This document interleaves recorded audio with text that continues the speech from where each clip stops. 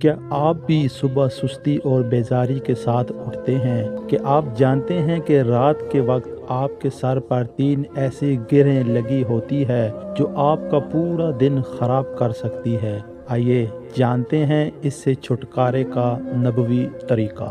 رسول اللہ صلی اللہ علیہ وآلہ وسلم نے ارشاد فرمایا، شیطان سوتے وقت آدمی کے سر کے پیچھے 3 گریں لگاتا ہے اور ہر گرہ پر یہ پھونکتا ہے، سو جا، ابھی رات بہت باقی ہے۔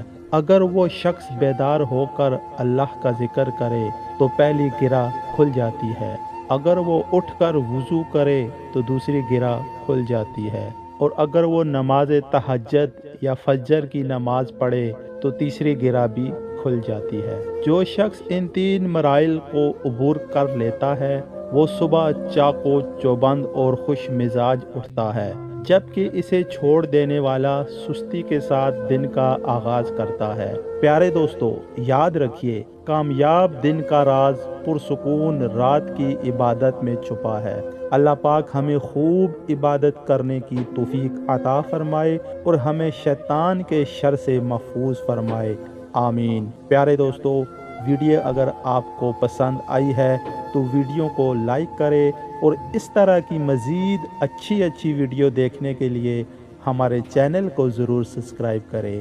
شکریہ۔